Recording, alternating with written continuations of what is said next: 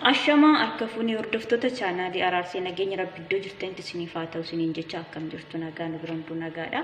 Har'ammoo viidiyoo ajaa'ibaa isinii qabadhee dhufee jira jechuudha. Viidiyoo qulqullina keenya yookiin immoo qaama keenya kan bareechuu yookiin immoo kan addeessu kan diimessu jechuudha. Mormi keenya yoo gurraacha yookiin immoo harka keenya, miila keenya, qaama keenya, bobaa keenya illee dibachuu kan dandeenyu jechuudha. Kan fidee dhufe kana jechuudha. Hanga dhumaatti viidiyoo kiyya hanga dhumaatti nu wajjin turaan isiniin jedha. Dhumaatti ilaallu irshoo fidee dhufe jechuudha. Kun irshoo kan ittiin daabboo tolchan jechuudha. Maankaa tokkotti godhanna. Maankaa tokko eegatti godhanneeti booda loomii gimaacha fidee dhufe yookiin immoo nus gimaash nus loomii jechuudha. Itti cuunfina jechuudha. Maankaa tokko maankaa xiqqoo tokko jechuudha. Xiqqoo ishee eega gooneetti booda irshoo fi loomii sana dura sirriitti waliin makana jechuudha. Akka wal fudhatuufi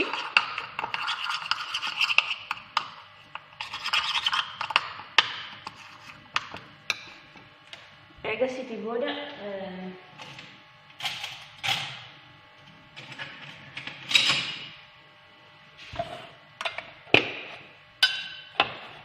boqqolloodha jechuudha. Kun daakuu boqqollooti. Akkuma argaa jirtan kun boqqolloodha jechuudha. Maankaa tokkotti godhanna. Maankaa xiqqoo tokko jechuudha. Egaa gooneeti booda irshootti goona jechuudha. Baking powder irshoo don taana baking powderidha jechuudha. Kun kan keekiin ittiin hojjetamu yookiin immoo daabboon illee kan ittiin hojjetamu jechuudha. Isas maankaa xiqqoo tokkotti godhanna jechuudha. Eegatti godhanneeti booda hurgoo yookiin immoo itittuu yookiin roobii jechuudha. Kun yaa kun beektu hundi keessaniyyuu isas maankaa tokkotti godhanna jechuudha. Maankaa tokko waliin hanga lamaattis rakkoo hin qabu. Maankaa lamatti godha jechuudha. Isaan booda niidoo itti godha jechuudha. Aannan jechuudha. Kun aannan daakuu aannan jechuudha. Kun niidoodha. Maankaa tokkotti godhanna. Maankaa shoorbaa tokko jechuudha. Eegasitti booda akkasitti waliin dhoofna jechuudha.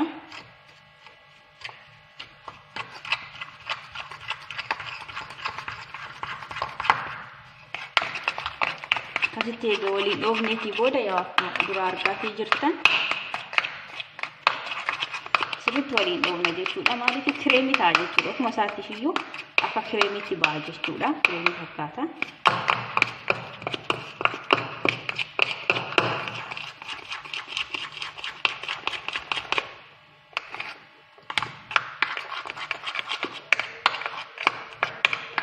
Eega sirriitti waliin dhoofneetii booda kun immoo kokkonaat jechuudha. Kokkonaat zayitiin isaallee qibaatiin isaallee hin jira jechuudha. Yookiin immoo duqeetiin isaas hin jira jechuudha. Zayitii isaattis yoo fayyadamtan rakkoo hin qabu jechuudha. Kokkonaat zayitiin qibaatiin hin jira jechuudha. Isas immoo maankaa tokko itti godhanna jechuudha. Eega akkasitti gooneetii booda daqiiqaa muraasaaf sirriitti akkasii waliin rukunna jechuudha.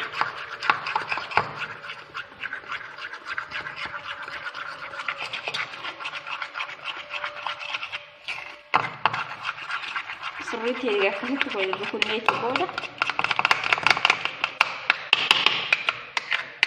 sinuma fuulduratti dibadheen sirriitti agarsiisa jechuudha. Akkamitti akka dibannu sirriitti qaama keenyaaf ta'a jechuudha. Bobaa keenya jalallee gurraacha'e, mormi keenya, harki keenya, luka keenya, qaama keenya iddoo barbaanne dibachuu dandeenya jechuudha. Maaliif qallalumatti kireemiin ba'e jechuudha. Kun kireemiidha jechuudha.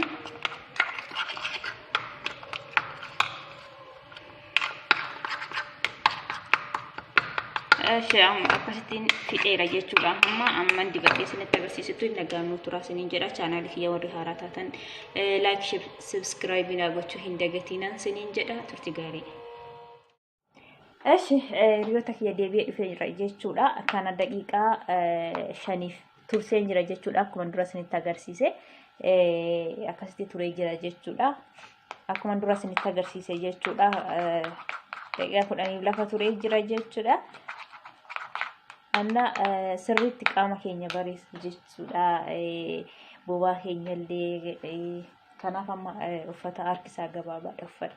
uffadhe jechuudha. Maaliif harka kiyya bobaa kiyya morma kiyya dibachuu waan barbaaduuf jechuudha. Annasinis immoo akkasumatti dibachuu dandeessu waan naannoo keenyatti argamudha jechuudha. Waan immoo bituulee barbaadan gatii rikkaashaan waan argamu jechuudha. Kanaaf akkasittiin qaama keenya maaliif qulqullina qaama keenya illee eeggachuudhaaf gisee tokko tokko mormi keenya hin gurraacha'a. Maaliif mormi keenya gisee tokko tokko hin gurraachaa jechuudha. Qilleensi illee waan dorkutuuf waan tokko tokko jechuudha. Akkasitti morma keenya illee nuuf addeessa yookiin immoo nu diimessa yookiin immoo nu bareessa jechuudha. Kanaaf akkasittiin itti fayyadamuu dandeessu. Ingiliis fuulduratti dibadheen isinitti agarsiisa. Akkasittiin dibattu jechuudha. Tokko ishii kaameraan kiyya ol jedhee jira.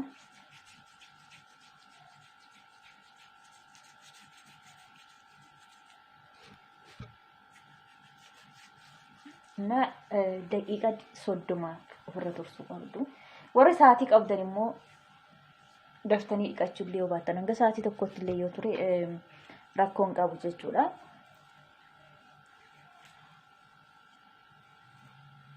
Maaliif summa dhugaatii sirriitti qaama keenya illa sallasiisallee jechuudha. Illa laafisa hin bareecha. Harka keenya illee gisee tokko tokko amma saamunaan itti fayyadamna waan ta'eef nuuf akka sinxiqi yookiin immoo ciccituu hin barbaada jechuudha. Isumallee nu laaffisa yookiin immoo nu lasallasiisa hin diimessa hin bareecha jechuudha. Kanaaf akkasittiin itti fayyadamuu dandeessuun siniin jedha harka keessan lachuutti iyyuu. Harka keessanittis mormatti illee dibadheen sinitti agarsiisa.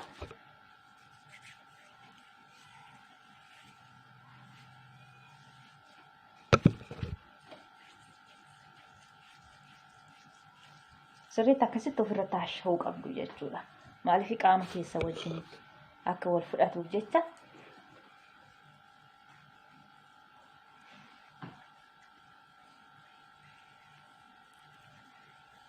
Maaliif sa'aatii qabnutti qulqullina qaama keenyaa eeggachuun hin barbaachisa jechuudha. Kanaan booda sa'aatii tokko sotee garuu daqiiqa 30 ofirra tursuu qabda xiqqaatu jechuudha. Yoo xiqqaatu jettan sa'aatii daqiiqa 30 ofirra tursuu qabdu. Yoo immoo daddabnee dhiqannu jettan immoo hanga sa'aatii tokkotti illee yoo ture rakkoo hin qabu jechuudha. Akkuma dura isinitti agarsiise hunda isaatti gochuu qabdu jechuudha. Miknyaatuma waan mana keenya keessatti argamudha jechuudha. Yookiin immoo naannoodhuma keenyatti waan argamudha jechuudha. Kanaaf fayyadamuun rakkoo hin qabu siniin jedha. Akkasitti illee morma keenya jechuudha. Maaliif mormi keenya gisee tokko tokko hin gurraacha'a. Morma keenya illee nu diimessa jechuudha. Qaama keenya luka illee dibachuu dandeessu, qaama illee dibachuu dandeessu. Oma rakkoo hin qabu.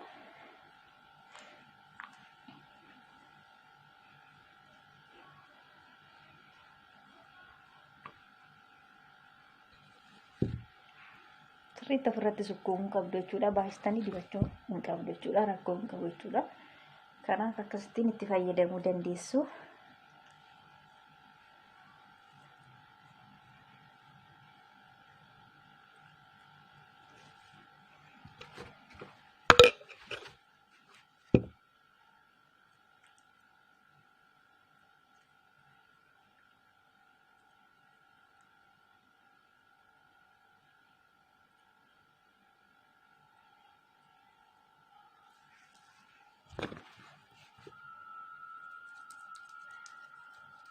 Harka keenya akkasitti taasha'uu qabna jechuudha.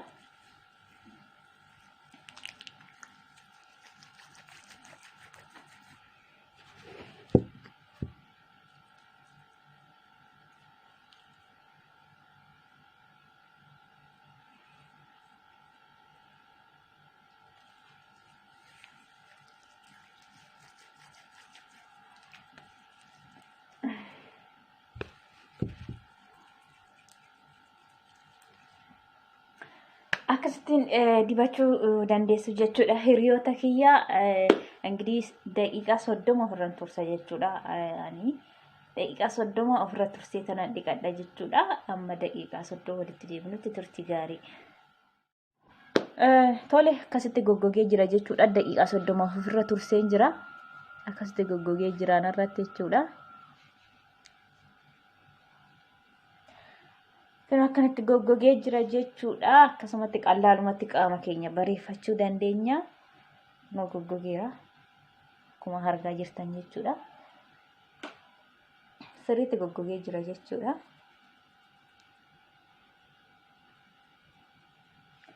Akkasumatti qal'aalumatti qaama keenya, morma keenya, qulqullina qaama keenya qal'aalumatti eeggachuu dandeenya jechuudha. Qal'aalumatti bareeffachuu dandeenya isiniin jedha. Enggak hangan dhiqadhee deebi'utti immoo nu wajjin tura. Kunoo dhiqadhee dhufee jechuudha. Akkuma jirutti shaaworii fudhee dhufee jechuudha. Kira akkasitti qaamni keenya akkasitti nu bareeda. Nu lasallasa jechuudha akkuma argaa jirtan kana. Akkasitti qaamni keenya nu lasallasa yookiin nu diimata jechuudha. Kanaaf yaa isinis itti fayyadamuu dandeessu waanuma naannoo keenya jiru waan ta'eef itti fayyadamuu dandeessu jechuudha. Maaliif qulqullina keenya eeggachuun iddoo jirrutti barbaachisaadha waan ta'eef isiniin jedha.